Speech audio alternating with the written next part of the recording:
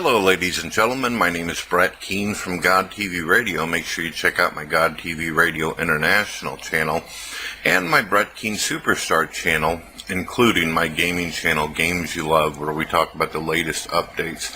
Soon we're going to be getting into Bloodborne and Fallout 4 whenever Fallout 4 is released. I noticed that some atheists out there, popular ones, have posted random clips throughout the internet of atheists who are scientists, journalists, celebrities, and so on, and they claim in the title that it's the best arguments that atheists have. I have decided to go through each one of these individuals, celebrities, scientists, all the way down, and defeat every single one of the arguments, as well as share with you a little bit about my views about these particular individuals, their talent, their skill, beyond just their atheism. What is more likely, that the laws of nature have been suspended in your favor and in a way that you approve, or that you've made a mistake? And in each case you must, and especially if you didn't see it yourself and you're hearing it from someone who says that they did.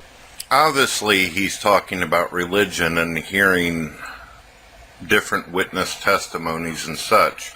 He's asking, would you believe someone, you don't know them, or perhaps you do know them, but would you go along with what they're saying? What is the probability of the laws of nature being suspended in the process? And what's interesting about that is that we do that every single day when we're dealing with scientists. We'll watch Richard Dawkins and we'll watch Stephen Hawking and we'll pay attention and listen to a lot of these different scientists out here, but most of us, we don't have our own lab. We don't have the ability or the capacity or even the know-how or understanding how to just simply create this right in front of ourselves to experiment it. Now, it depends on what the process is, of course, if it's something small and something simple. But if you're talking about on the capacity of the universe, how could you actually study this and deal with this? A lot of scientists have a lot of people behind them to be able to do this. But yet we put our faith in the scientists. We say to ourselves, these guys are intelligent. They have our welfare in mind. They're trying to establish knowledge and understanding and to comprehend things. But we don't know for a fact that they're actually right unless we experiment ourselves directly. One of the interesting things about Mr. Hitchens is he didn't know that much about the universe. He was a guy that was real articulate. He was more of a common sense type of atheist, but if you were to ask him about the universe or biology, he would fail miserably.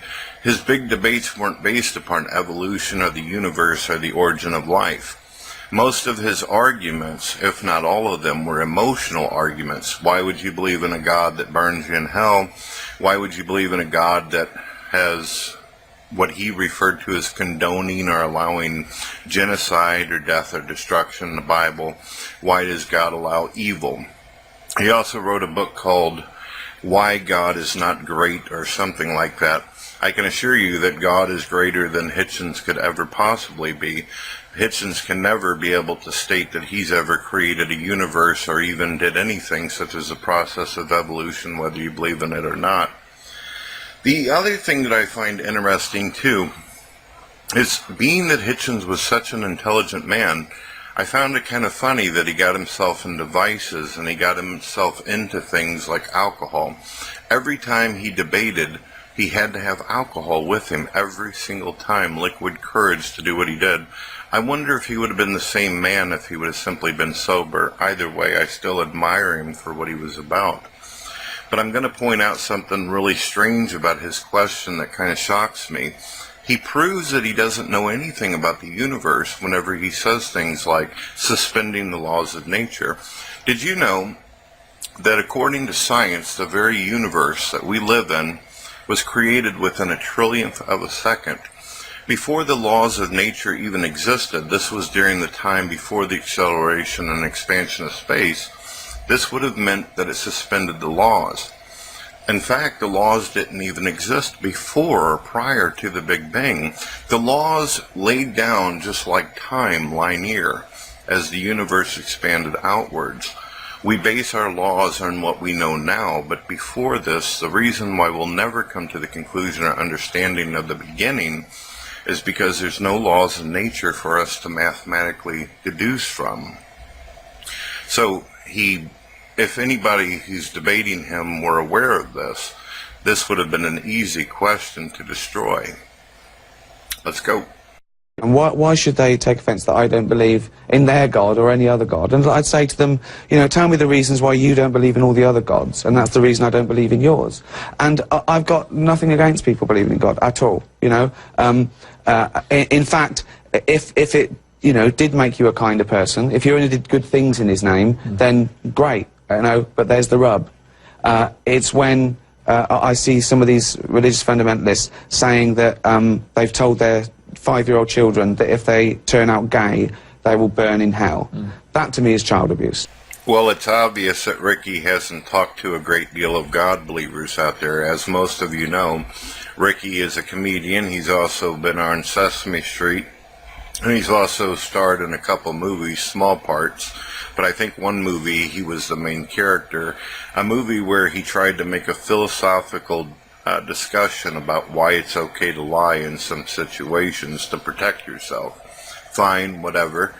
Not going to sit here and review his movie and attack it or anything. It had some interesting points in it, but atheists tend to love making debates and discussions on why it is it's okay to sin, I notice. They always seem to try to find some rabbit hole on why it would be okay to do a certain wrong in order to somehow come out to what they perceive as right. One of the other interesting things that he stated that I found interesting is he states, why is it whenever he asks people, do you believe in other people's gods? And then he'll say, well, for the same reason you don't believe in this particular God is the same reason I don't believe in yours. And that's fine. But I have to ask the question, have atheists actually studied and researched all the different religions? I have found that the number one religion they attack mostly is Christianity, and then Islam and a little bit of Judaism. And I notice that most of them usually go to websites where they find quotes to attack. A lot of them haven't actually read the Bible, but sad to say there's a lot of God believers out there who admit that they haven't actually read the Bible either, which is very sad and disappointing, which makes me understand why when God believers and atheists are in debates, they find themselves talking over each other and never really coming to any kind of end, and both of them find themselves surprised after it's all said and done. One of the other things that he points out too is he says that it's child abuse to teach your child that there's a hell and that it's possible for someone to go there. Would you consider it child abuse if a father were to tell his child that if you run out in the street you could get hit by a car and die, that it would be a horrible death, that there would be pain induced? Would it be child abuse to take your child to a graveyard and explain to them that this is what may happen to them one day, or it's inevitable that it's going to happen? Is it child abuse whenever an atheist says to their own child, one day you're going to die and you have no intrinsic meaning or purpose, you evolved from a slug, and when you die you'll become nothing but space junk. You'll just simply be gone, no existence whatsoever. Any way you look at it, there's scary things that children as well as adults have to deal with every single day. There are dangers throughout this world that we deal with every single day. It is not child abuse if you really believe that the danger is imminent and that there's a danger there to try to protect them by giving them the knowledge and understanding to know this. When science finds answers to things, sometimes it's not always going to be good news. It's not always going to be something that's going to be beneficial to us. If a scientist says, tomorrow we got a big ass rock hurling at the earth and it's going to destroy us all, that's not beneficial for us, but I guess it's nice to know that 24 hours later I'm going to die and I get to sit there and stew in my own piss thinking about it. So I think that if you really believe that something is true and that it's a danger, I don't see it immoral as trying to protect those you love out there by warning them. Don't you sometimes feel sad about breaking all these myths apart? No, because I think it's some myths deserve to be broken apart. out of respect for the human intellect, that no, when you're writhing on the ground and froth is coming out of your mouth, you're having an epileptic seizure. You have not been invaded by the devil. We got this one figured out, okay? Clearly, the man is talking about such things as exorcisms, which has been very popular in the media. I find that you don't see very much of this going on with Christianity too much. And in the past, it wasn't happening all the time either, where you hear about exorcisms and all that. Of course, it can be found in the Bible. But one of the interesting factors is that we know that there are some things out there that can be in contrast or in comparison with mental illness or people having dysfunctions with their brain and all that. But how does a guy like him, who is very arrogant and came into the game very late when he started realizing that atheists could sell books attacking and dismissing claims by God and his people, why did he all of a sudden wait so long to get into the process? Because there was money to be made, obviously. But I wonder, some of the claims that I've heard and some of the things that we can actually see and witness out there that people have recorded, is it's one thing when a person falls down on the ground and they start flopping and frothing at the mouth. We understand that concepts like this are a seizure. But what about individuals who've actually levitated?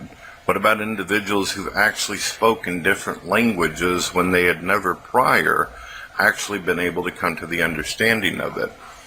I don't know every single person on the planet who claims to have experienced some kind of supernatural or demonic attack. Are there people out there who are con artists? Are there people in the media who try to exaggerate it more than what it is? Are there people who will lie? Are there people who are mentally ill who think that they are demonically possessed? Sure there is. But as a good scientist, he has to realize that he hasn't personally or directly investigated every single claim throughout the world. He hasn't even investigated half of these incidences. The guy, that's not even his field. He talks about the cosmos, kind of like Carl Sagan did. So for a scientist to get up there and laugh and talk about how he destroyed myths and all that, when he's never actually investigated, or it's not even his field of science, and he's not even a scientific investigator to go do that, the guy's just full of smoke. Just like most of the atheists out there who simply are arrogant enough to believe that if you didn't experience it, then that must mean someone else far away didn't experience it. Just because it didn't happen to you doesn't mean it didn't happen to someone else down the road from you. That's the kind of logic you should expect from atheists, and it's one of the reasons why I have no respect for this guy at all, and I don't appreciate the nonsense that comes out of his mouth.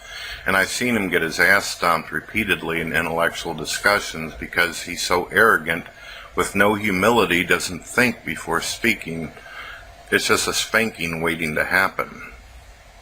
Religion has actually convinced people that there's an invisible man living in the sky who watches everything you do every minute of every day. And the invisible man has a special list of 10 things he does not want you to do. And if you do any of these 10 things, he has a special place full of fire and smoke and burning and torture and anguish, where he will send you to live and suffer and burn and choke and scream and cry forever and ever till the end of time. But he loves you. I actually own George Carlin's books. I have basically his last stand-up routine. I have many clips of him and the things that he said throughout the years. I've always admired and respected his sense of humor. But some of the things that he has said in his comedy routines have bothered me. And to be honest with you, not so much the things he said about religion, but what he said whenever it came to moral, ethical issues. I heard him a while back in New York state that he loves going to race car drives and everything. He enjoys watching people get killed. He said one of the reasons why he enjoys watching that kind of crap on television is he's just waiting for somebody to hit another person with their car and go barreling into the audience, killing like 100 people, and he thinks that that's exciting. He loves that. He also, in one of his last performances, he was talking about suicide, and he says that he loves it when people commit suicide. He thinks that it's funny. Another thing that he did a while back that was very controversial that got him in trouble was whenever he stated that anything can be a joke. And there's a lot of non-believers out there who have this philosophy too. He believes that you can joke about anything, and he gave an example of rape. Cracked a joke about it and actually thinks it's funny. And I found it so sad, and it actually made me cringe to think to myself, what if a great deal of his audience members out there who admire him and look up to him and respect to him, what if they were raped by their own family members? What if they were raped by somebody not so long ago, and they're sitting there listening to this little old man running back and forth, making jokes out of people being penetrated and violated and raped? Do you really think that that's funny? I suppose you'd have to be an atheist to really get a kick out of that, but most of his content was very laugh-worthy. A lot of it was brilliant. A lot of what he said was very intelligent, and I can't take anything from George Carlin. I even loved him in the movie The Jersey Girl with Ben Affleck. I also loved him in the movie Bill and Ted's Excellent Adventure and Bogus Journey. You know, he was the guy who, Rufus, who was taking people through time and everything to try to help Bill and Ted do their homework. And that's cool. That's great. But a lot of people don't know what kind of life George Carlin actually had. People didn't start like really getting into him until he got older. I'm talking like 45 all the way up to where his life finally ended. This was a man who was heavily into drugs. He was a guy who was sitting there having a really, really hard time throughout his existence. And he became kind of a cranky old man with a really, really good niche for sarcasm. I noticed whenever I read his books, he wasn't as atheistic, however, as atheists like to point out. Sure, when he did his comedy routines, he became a gimmick, a character, just so he could get a laugh. But in his books, it was clear that he put a lot of thought and idea into the concept of God. But when you're a comedian and you're trying to be silly on stage, you become someone else sometimes, and sometimes you're not George Carlin.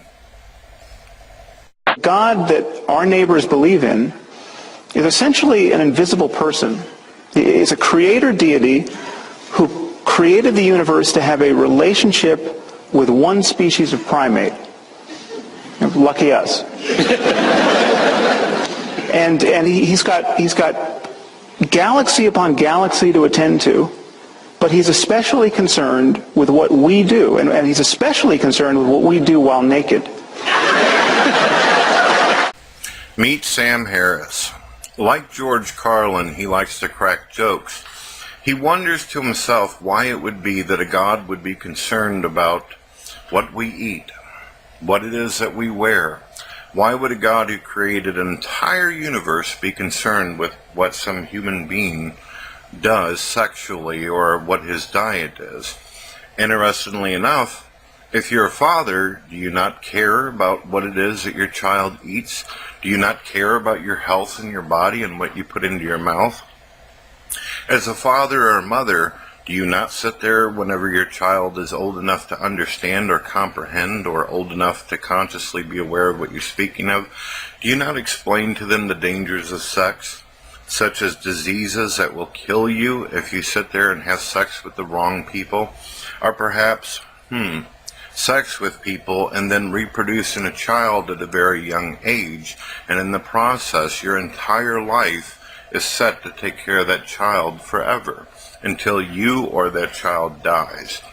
We live in a society where abortion has been made legal. It's okay to kill literally millions of babies every single year, and somehow non-believers promote and endorse the idea that death to a baby is perfectly fine, and they actually refer to the baby as a parasite or insect. Atheists will sit there and say, geez, why would God care for? Well, why wouldn't he? Can an atheist explain why a God, a creator of the universe and creator of all things, why shouldn't he care? Why shouldn't he care about the universe he created? If any one of us out there could create our own universe and we could create millions of children, would you not have concern? Would you not try to lay down some kind of manual, give them a Bible, give them a collection of books that they can learn from to be able to have a better society? Of course you would. And at some point in time, you may get to, as a father or mother, where you have to allow your child to have their own choices. Let them be aware, let them live their own lives, even if that means you have to allow them to make bad choices as well as good choices. That's free will. So the jokes are, again, emotional, funny, they're cute, but they're not very scientific, and they're not very theological. Just because they're offended by someone being gay, it doesn't mean they're right. You know, it's a strange thing that comes out of being gay is a choice. No, being gay isn't a choice. You know, I want to go, well, go, you try it then. If it's a choice, have a go. I wouldn't doubt that every human being on this planet has at least once in their life thought about having sex with someone of the same gender. I think that it's possible that every single person out there, adult, teenager, whatever the case, has been curious and may have thought about it. But there's one thing I find interesting that a lot of atheists just brush right over. They don't even seem to notice. You make the argument that a homosexual doesn't have the ability to be able to stop what they're attracted to. Well, let's say that's the case. Let's say that Brett Keane can't help what he's attracted to. Let's say you can't help what you're attracted to. Fine, we'll go with that. But the moment that you start claiming that a person doesn't have a choice who they'll actually have sex with, that's when you get into hot water. And a lot of non-believers, they like to push it like you just simply have no choice. It is what it is. You're going to have sex with whoever you have sex with because you just can't help it. Well, damn, that sounds a hell of a lot like rape if you can't stop yourself from having sex with an individual. But all in all, I am a supporter of the LGBT. I am a supporter of homosexual rights. So it doesn't bother me either way. I do understand that a lot of religious people, and there are people out there that are non-believers that seem to be homophobic, who seem to have issue with it, and so be it. And for those of you who look to the Bible for moral lessons and literary qualities, I might suggest a couple of other stories for you. You might want to look at The Three Little Pigs. That's a good one. Has a nice, happy ending. I'm sure you'll like that. Then there's Little Red Riding Hood, although it does have that X-rated part where the big bad wolf actually eats the grandmother, which I didn't care for, by the way. And finally, I've always drawn a great deal of moral comfort from Humpty Dumpty. The part I like the best, all the king's horses and all the king's men couldn't put Humpty Dumpty back together again. That's because there is no Humpty Dumpty and there is no God. It's funny, isn't it? This video is actually taken from a video called Best Arguments by Atheists. And this is the best they could come up with. Humpty Dumpty, Bugs Bunny, Harry Potter, Lord of the Rings, compare theology, something that's been with us since ancient times, something that we have evolved our entire societies around, something that gave us education, literature, and it was actually religious people who gave us a scientific method. I guess we'll just throw it all away. We'll just throw away religion altogether, and every piece of theology that we've ever learned or established or that we have discovered, simply because an old drug addict is sitting on a stage looking for laughs, cracking jokes about it. You know, I can be pretty funny too. I can take something that is very serious to people out there like evolution. Remember, George Carlin said you can make a joke about anything. Well, let me give it a shot. Atheists have no justification or alternative on the existence or consciousness of man. They simply don't understand where memory or creativity itself came from. There has never been a time in human history where an explosion or an expansion caused the existence of any kind of living form or life. There has never been a case where lightning has hit goo or anything on a rock and then it came to life. Usually when lightning hits someone, it kills them or causes a great deal of suffering or discomfort. So the non-believer, he can put God over here. He can put God on the stove and have him sit there. But then the atheist has the burden of, then how did life come into being? If you're going to stand up there on public television and claim to be a scientist who's about education and knowledge and about actually progressing the human race, then you need to actually come up with some results and answers. Jokes. Are you getting paid to crack jokes about people's views and beliefs and ideas? How many times throughout history has science made claims or put out theories that have been debunked over and over and over again? And although science has given us a great deal, it has failed over and over on many, many different fields and topics and subjects. A lot of atheists will try to glorify science as though it's some kind of God itself that can't make any kind of mistakes. To them, science is the gospel, but what's sad is they don't actually read it. If they did read it and they did try to understand it, they would realize that there has been numerous fail after fail after fail. We are living in times now where our climate and our environment, our society is in serious trouble. We have not only the dangers of what is going on in space and the unknown that is out there, but we have dangers within our tribalistic nature and behaviors. And when we take our attitudes and our anger and our arrogance and we say to ourselves, let's mock and ridicule people who have different views and ideas than our own, instead of putting our heads together and try to take the majority of that intelligence and try to do something with it positive, any prick can destroy. Any person can just sit there and make fun of people all damn day. There's young people in school right now who are extremely intelligent, but they're referred to as nerds. They're referred to people who are weak, and they get stomped on and they get kicked on. And it's not until later in their life, when their education goes through, they find them a good job, and then they become perhaps a great scientist in the process. But the entire time they were made fun of. And maybe that's one of the reasons why a lot of these scientists out there are running their mouths and attacking, because something shitty in their life happened. Maybe they were the kid that ended up getting shoved into the locker. Maybe they were the kid that got tripped repeatedly. Maybe they were the kid that got knocked down in the bus and then had all his damn teeth knocked out. Maybe they were the kid that didn't get a girlfriend and had to stand alone at the prom.